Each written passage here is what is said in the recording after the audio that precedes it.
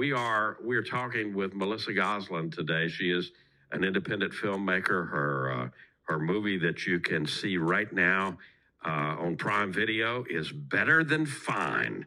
And it'll be a good hour and a half worth of your time, I promise you. Better Than Fine is the name of the movie. Melissa Goslin, our life strategist today. We work with, Lauren and I work with a 14-year-old, and this is definitely going to be a movie that is part of his curriculum. That makes me so happy. It'll be part of like a literature class and slash counseling, spirituality slash what does it make you think of? You know, The most satisfying and surprising and satisfying comments that I've gotten personally around this movie were when friends, people that I knew, reached out and had watched it with their families or had watched it with their kids and said, they liked it and all, which is great. And you kind of go, oh, sure, you're my friend. You're going to tell me that. But when they said, like, conversations were started with their children around what it means, what our purpose is. And that really, really, I was very humbled and honored to be a catalyst for those conversations. Amen. Yes. Yeah. We need it. Yeah, we do. We need we need to have these kind of conversations, and that's what this movie can certainly evoke between couples, between families, or just, hey, in your own head. Because, we all, those conversations are important too. Absolutely. I have a lot of conversations there. As a writer, I'm always having conversations in my head. It's busy. So I'd like to thanks for validating that. I bet it's busy up there. Yeah. So Rob and I really wanted to write something together. We'd never written anything together. And we wrote a script that was great, but would require a massive budget. And when I say massive budget, a small budget for movie standards. Right. But for our standards. For what you're doing, yeah. This is like a backyard indie. And we thought, we really want to write something that we can shoot locally, we can shoot with local people, and that isn't going to require investors and, this whole big rigmarole. And so we came up with this idea after talking one day, and we literally started from the beginning with the voiceover that starts the film, right?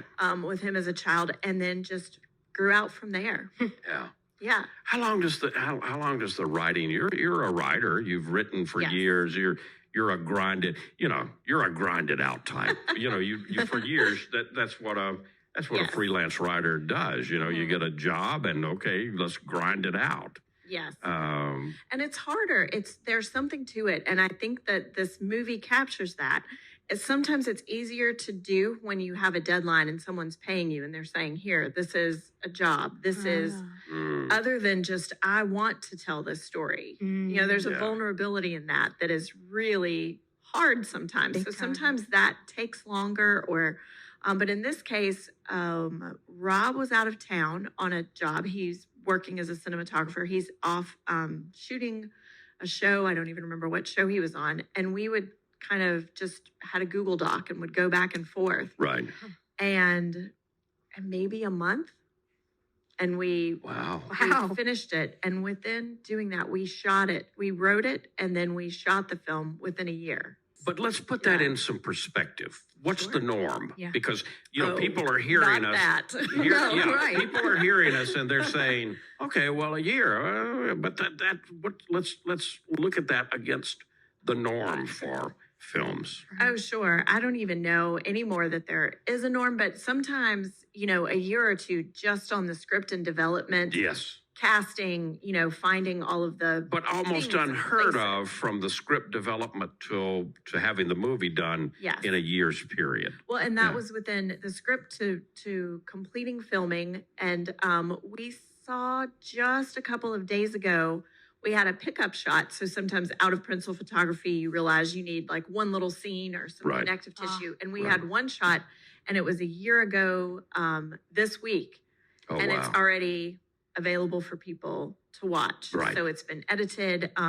Tommy Granville, local talent, did the original score for it. So it's really, You've got it it was a packed crazy full. timeline. You've got it packed full of local talent. It was shot. That was part of the fun.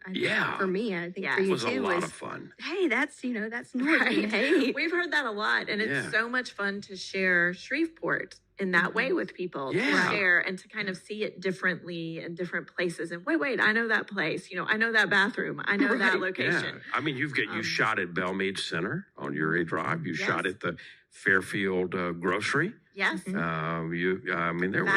Fat Calf.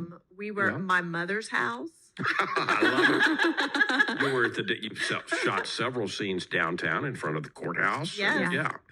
It's fun for Shreveport people, to be able to see, hey, I know that place. We need like a better than fun bingo card, so you can, every time you see a place, we'll turn it into a game. We'll have to get on that. Yeah. That would be cool.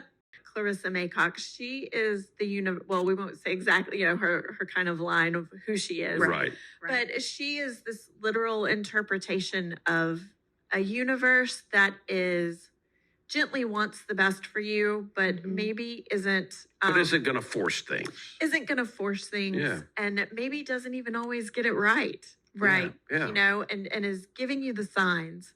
But Oliver still has his free will. Yes. He still has his choices to make. Yes, and she's not a fan of free will. She was not on that memo. She did not vote for free will. Right. But she has to grudgingly go along with it. Right. Yeah. And she's kind of, free will. Yeah. I mean, that was one of the lines from the movie that I will say that a lot of people have echoed back to us as like they'll watch it and say, free will really is the worst. Like I wish somebody could just tell me what to do and make me do it. Well, Lauren knows this now as a counselor. 30 years I practiced. People come in and I think the counseling room can be a microcosm for kind of in a sense what you guys are, and people want, of course, they want the answer. They want the answer. Just tell me. Just tell me what to do. Well, no, I can't do that. That's not. Then I wouldn't be doing you a favor doing that. I mean, that's the biggest part, which that that would make you an acorn. So what? But it's that idea that an acorn has no choice but to grow up into an oak tree. Yeah. Right. And we have choices. We do have choices along the way. And the movie grandly illustrates that. Yes. I think believing is seeing, because also not believing, sometimes you don't take those things on and say, well, that's coincidence, or you excuse them away. Yeah. So being open, I like that you said that, like about being open to the universe and that it has something better. And I think that's a core belief that's hard to say. The universe does have something, my best interest at heart. Yes. Yes. Yeah. That's kind of a bold thing to believe. It is. And you tackled that some in the movie in terms of the messages we get early on, right? Yes. And how that can block us. Really affects a lot of people. And there's so many great books and things out there now that are only underscoring that more. That those early years are so formative. Huge. Yeah. So formative for that, right? And and I mean, we have two characters that they have similar kind of experiences, but they go in completely different directions, right? Off of that, which I thought was a really fun thing to play with. Yeah, absolutely, and it's reality. That's what we see happen. Yeah, the young lady who played what did she play? Chloe. Yes. Yes. She was incredible. She is my daughter. Oh my goodness, I did not know that. She is. That young lady, I can see her.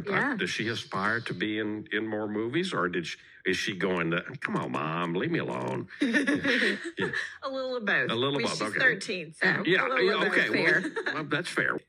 It's got to be, it's got to be paradoxical in a sense, because it's got to be so much fun to do a movie like this, but it's work. This is probably an unfair question, but what's the average number of times you got to shoot the scene? Well, it depends on so many different factors. Luckily, our actors were fantastic. Yeah. Our actors were really great. And, you have actors like Paul and Logan Sledge, who plays the other lawyer in there, and they're sitting down for dinner, and it's just, it's way more to set it up than it is for them to shoot it, because they nail it every single time. Yeah. The great thing about that, though, is you still want to keep at it because you want to have fun and you want to let the actors explore the characters. And we had some great lines and some great moments that we didn't write, but that was the actors getting in the room. Doing their thing, yeah. We'd say, okay, do it like the script, and then you just do, one for safety, you say in movies, but then we would do one for fun, and sometimes three for fun, or just, see how crazy we could and get in it. the edit, one of the ones for fun turned out to be, okay, that goes in, right? It was, this is too much fun. We've got to keep this in here. And then there's some dream sequences. Yeah. Yes. We had some fun with that. Yeah, I could see how much fun that would be. Oh, man. So- On one, yeah. So Melissa's being a class act, but I'm going to toot her horn. Yeah. Yeah. So she doesn't have to. There is an intersectionality of art forms in cinematography, in film, right? And so it's not, you can't just be good at one thing. You have to have. I mean, I'm just doing a quick early count, and I've got like half a dozen things that all branch out into different subcategories that have to be managed. A man who knows what he's talking about. And we're not even talking about just scheduling people to be in the same place at the same time. That And is so true. it is so much work. I applaud you. Mhm. Oh, Yeah, thank it's you. hard. Yeah. Thank you so much. And that is the thing especially about this level of like backyard indie filmmaking, where we're not talking about, indie filmmaking we hear now, and it's like, oh, it was an independent film. They only had $1 million. We did not have $1 million. We would Right. love You to. We could wish do you would've. fantastic things with if anyone Right. would like to see what we can do with a budget of $1 million, we're happy to do it. But we did not have that budget. And so, this is really, bootstrap filmmaking, where you are doing all of those things. Like I said, Yeah. you're scheduling it yourself. We're getting the props. We had bins of props for every day, and all of those things, and scheduling the locations, and You're in a luckily, foxhole. I mean, Yeah. you are on Yeah. the front line. Like, yeah. There you go. it is true. It is true. And then there were a couple of days where it was just, thank you, DoorDash, for taking care of my children while I love make it. this movie. Yeah. I love it. Better Than Fine. You can find it on Prime Video. It will be coming to Tubi, so you can watch for it. But I encourage you right now, if you can, sit down with your family. Sit down with your significant other. Bring your kids in. There's a lot of great local talent in it, and you will enjoy seeing bits and pieces of Shreveport, and And get an important message. yeah, and getting the message. Yeah. Yeah, there you go.